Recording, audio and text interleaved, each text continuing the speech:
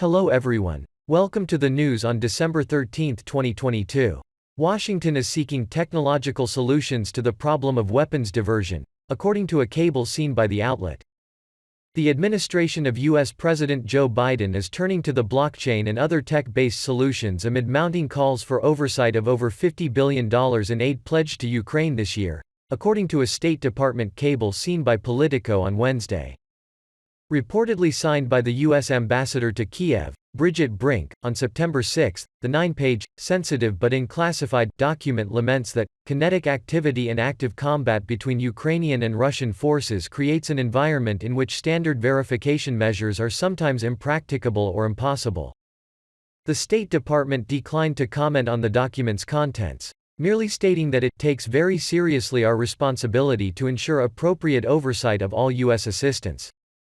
Washington's options for imposing order on uncontrollable spending in Ukraine reportedly include a commercial smartphone app that uploads all photo and video media onto a blockchain at the point of capture, delegating equipment inspections to the Ukrainian military in the absence of Western contractors willing to work in high-risk areas, and requiring photographic proof that aid has been received, especially in hard-to-reach areas. The use of management consultants to review and identify gaps in oversight was also recommended. With members of both parties demanding stricter oversight of taxpayer funding to Kiev, Washington is reportedly assembling a dedicated program focused solely on overseeing aid to Ukraine under the heading Measure, Monitoring, Evaluation and Audit Services for Ukraine Reporting. This will apparently operate alongside the many inspectors general tasked with overseeing aid spending for the Pentagon, State Department, USAID and other agencies. Politico's cable sets out a March timeline for MEASURE's launch, with a 3-year contract. Earlier this month, Nigerian President, Muhammadu Buhari, alerted other regional leaders that Western weapons earmarked for Ukraine had reportedly surfaced in the hands of militant groups in the African Sahel. Interpol head Jürgen Stock has warned as far back as June that weapons sent to Ukraine would likely be trafficked not only to neighboring countries but to other continents.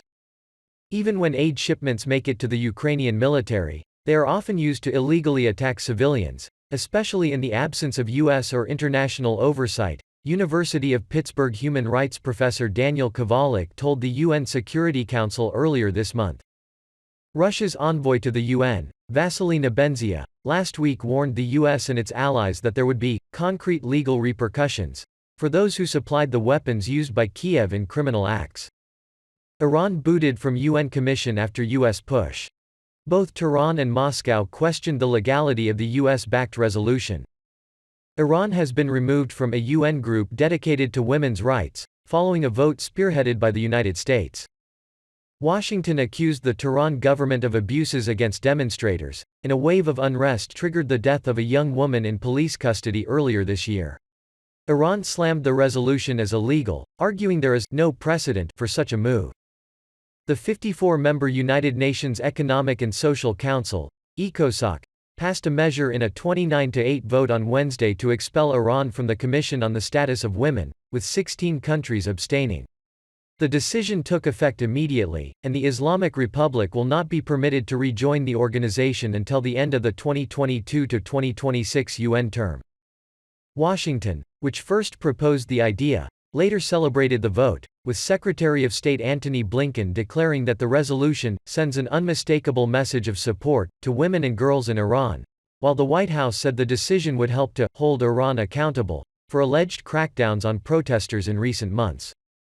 Iran's UN ambassador Amir Saeed Iravani, however, insisted the measure was entirely illegal, noting that no other nation has ever been stripped of membership on the Commission. Council members are fully aware that there is no precedent in the Council's practice of terminating an elected member's participation in a functional commission for any alleged reason, nor is it supported by the Council's Rule of Procedures, Iravani said. While Russia's Deputy Permanent Representative Gennady Kuzmin requested an opinion from UN attorneys on whether the resolution was valid, the Canadian envoy, Bob Rae, argued that the vote had to take place before members could ask for a legal opinion. It is unclear whether Moscow went ahead with the request, though it ultimately voted against the resolution.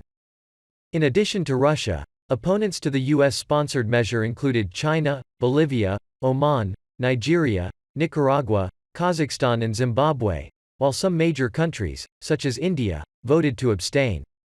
Afghanistan is supposed to sit on the council, but the country's Taliban-led government has not been permitted to take part in meetings or votes. The US and a number of allies have repeatedly accused Tehran of abuses against demonstrators rallying since the death of 22-year-old Mahsa Amini, who lost her life under mysterious circumstances in September after being arrested by Iran's morality police. Though the government chose to abolish the police force after weeks of demonstrations and rioting, officials say the unrest has been fueled by foreign states seeking to destabilize Iran under the guise of legitimate protests, some singling out the US and Israel by name. US struggles to keep Africa in anti-Russia crusade. President Joe Biden has kicked off a summit with the continent's leaders amid frustrations over the Ukraine crisis. US President Joe Biden is hosting a Washington summit with nearly 50 African nations, pledging increased investment in aid at a time when he's reportedly struggling to keep the continent's leaders on board with his campaign to punish and isolate Russia over the Ukraine conflict. African nations are largely ambivalent about, and increasingly frustrated over, Biden's efforts to rally support for Kiev and global condemnation of Russia, The Washington Post reported earlier this week. On Wednesday, Biden's administration convened Washington's first U.S.-Africa Leaders Summit in 8 years, promising $15 billion in new investments on the continent. The event comes as the White House is working, with mixed success so far, to coax support from African nations that have been hit especially hard by the consequences of the war in Ukraine, especially a wheat shortage and a disruption in the food supply, but also rising fertilizer and fuel prices, the Post said. U.S. Congress passes bill to avoid government shutdown.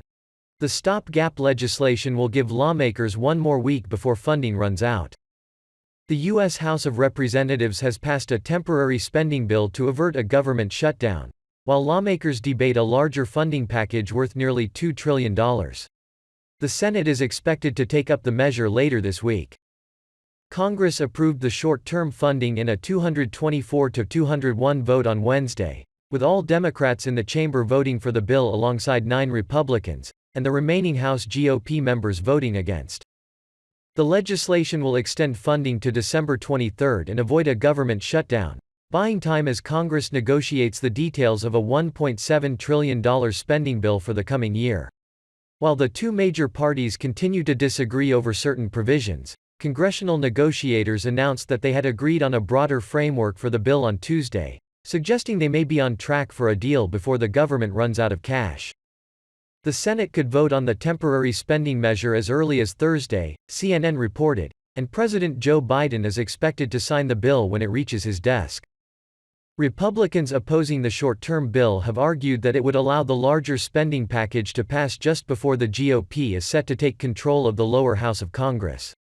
They had instead pressed to extend funding until January, when their party would have more leverage in negotiations, but ultimately lost out to the Democrats and a handful of dissenting Republicans.